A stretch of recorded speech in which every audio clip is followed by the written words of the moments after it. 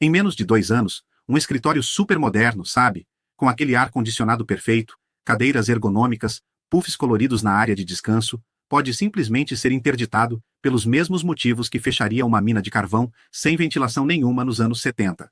O risco, nesse caso, não está no ar que as pessoas respiram, nem na estrutura do teto caindo. O risco está na cultura da empresa. O nosso mergulho profundo de hoje entra de cabeça numa mudança monumental nas leis trabalhistas aqui do Brasil. A recente atualização da norma regulamentadora 1, a famosa NR1, a mãe de todas as NRs. E o contraste histórico aqui é o que dá a dimensão real dessa mudança toda. A NR1 original, ela foi criada lá em 1978. Naquela época, segurança do trabalho era sinônimo de proteção física contra acidentes visíveis. Tipo, se o risco era uma viga caindo na cabeça de alguém, a solução era entregar um capacete amarelo. Se era uma faísca de solda, toma aqui um óculos de proteção. E o que essa nova legislação faz é reconhecer formalmente, no papel, que o esgotamento mental, a pressão desmedida e o assédio são tão perigosos e incapacitantes quanto operar um maquinário pesado sem manutenção. A base legal para tudo isso é a Portaria 1419. Ela foi publicada no Diário Oficial da União em 27 de agosto de 2024.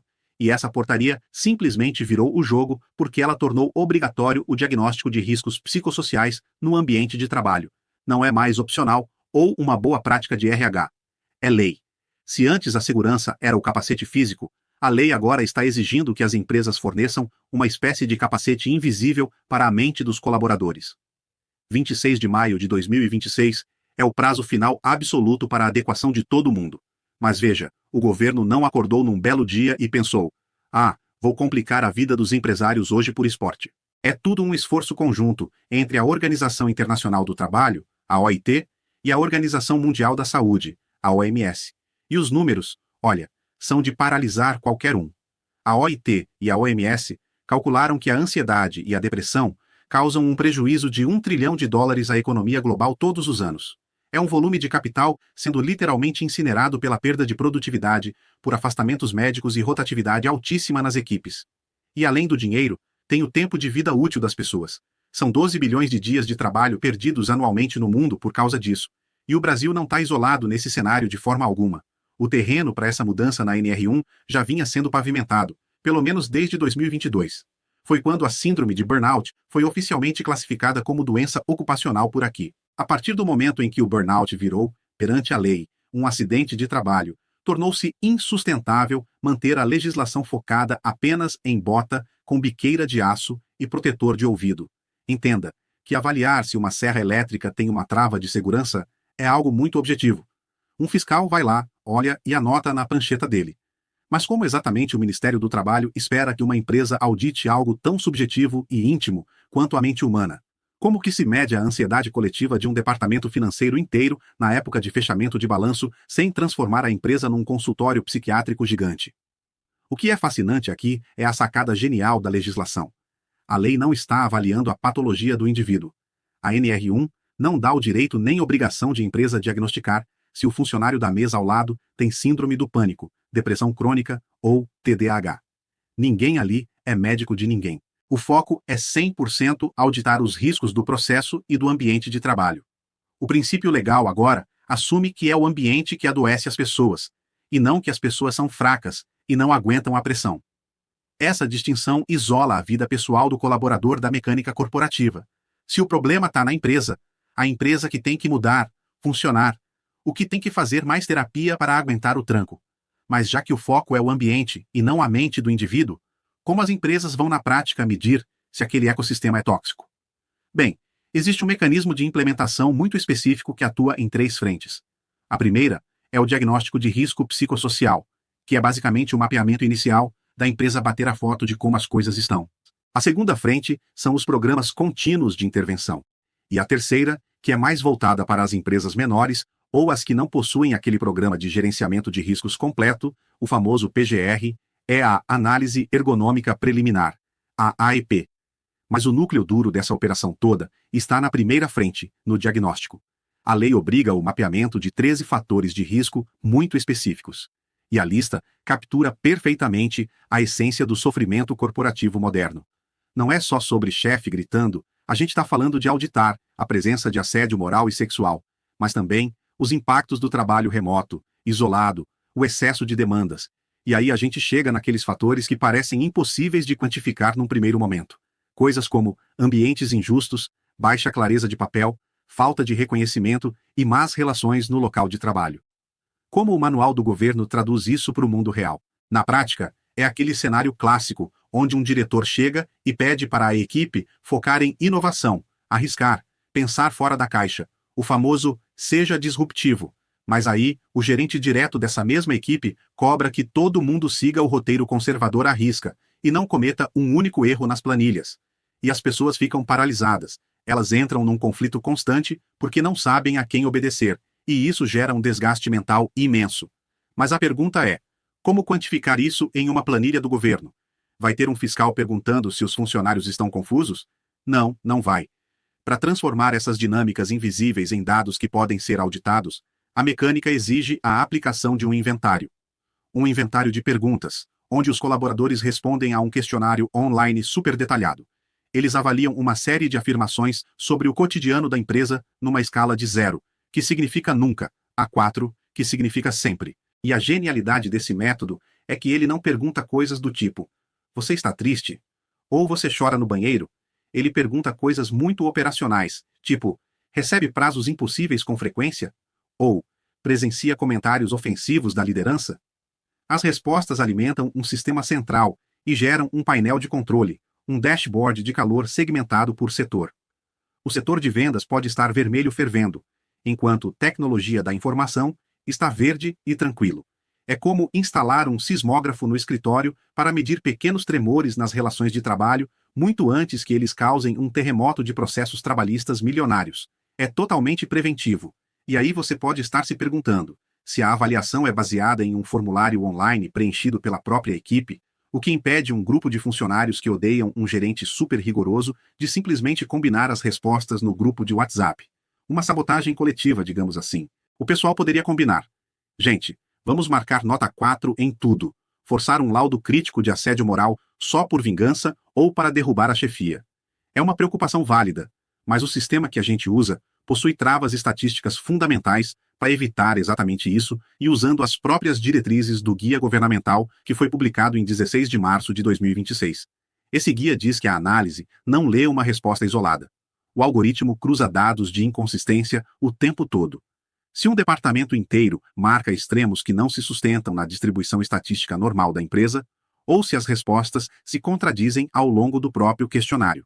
Tipo, a pessoa diz que o chefe é péssimo, mas diz que a comunicação do setor é ótima. O laudo acusa essa anomalia na hora.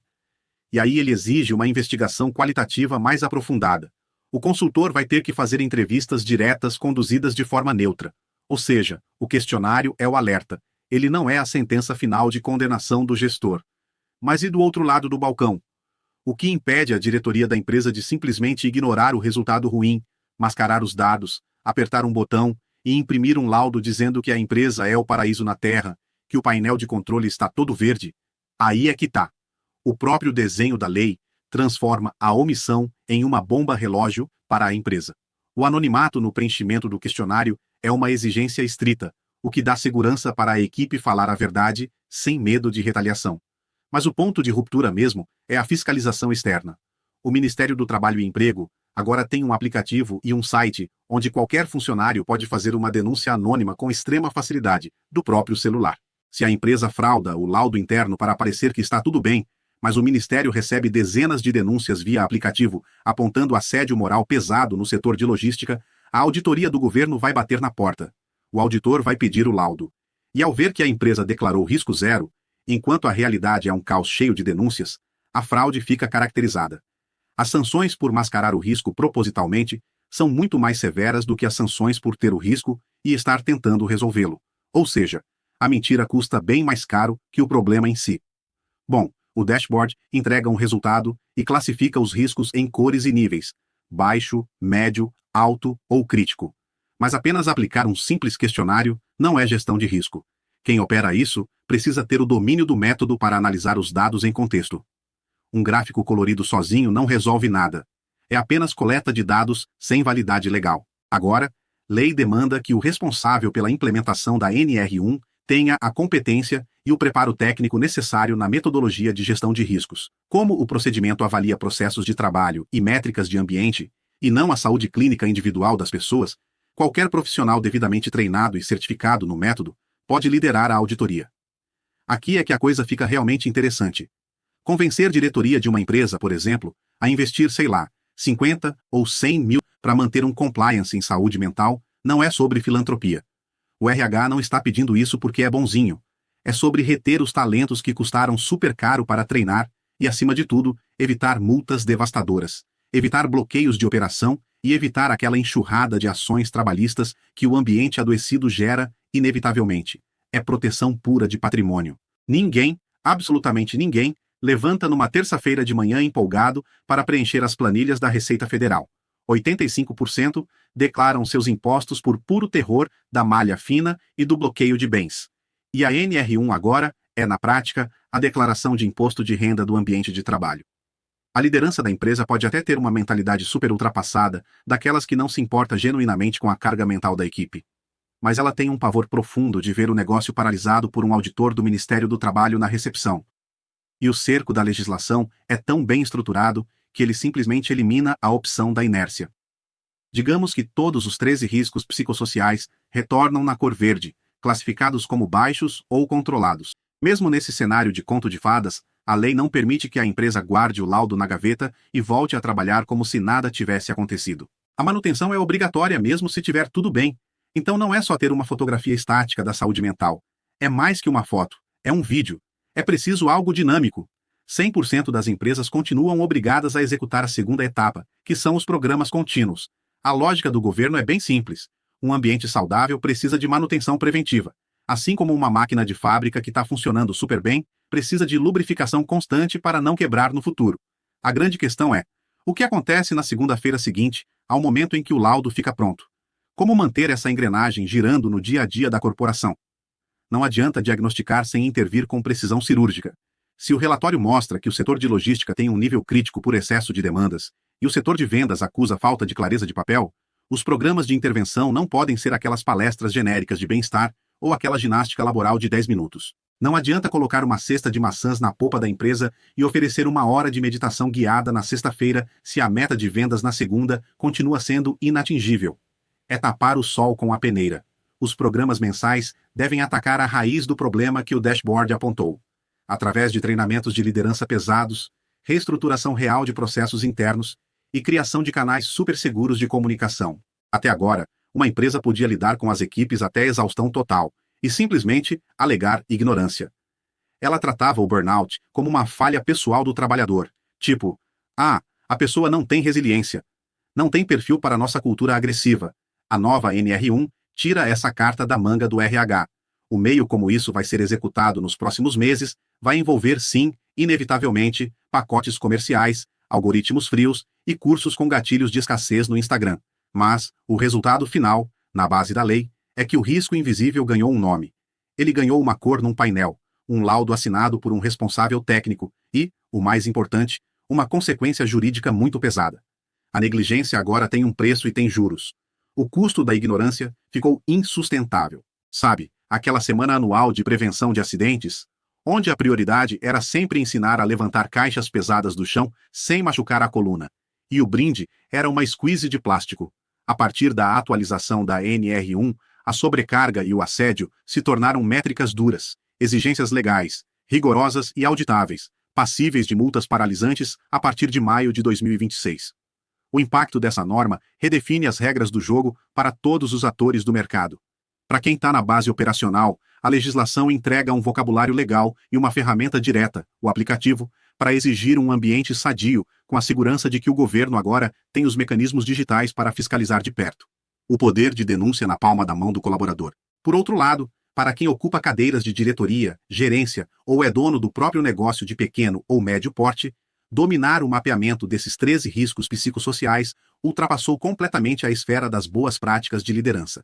Tornou-se o único escudo legal viável para proteger o patrimônio da sua empresa contra colapsos judiciais. Ignorar a nova NR1 hoje é assumir um risco de ruína financeira logo ali na frente. se a legislação agora força a auditoria contínua do ambiente e mira incansavelmente em punir fatores corporativos enraizados, como o excesso de demandas, as metas inatingíveis e os ambientes injustos, o que vai acontecer com aquela enorme fatia do mercado cujo modelo de negócio e cujas margens de lucro gordas dependem historicamente de extrair até a última gota de energia e sanidade de suas equipes? O sistema vai apenas dar um jeito de comprar esses laudos automatizados, criar processos de fachada para enganar a fiscalização? Ou nós estamos finalmente assistindo ao início de uma implosão forçada e da necessária reconstrução de toda essa cultura de excessos do capitalismo corporativo que a gente normalizou por décadas a fio? Fica a reflexão.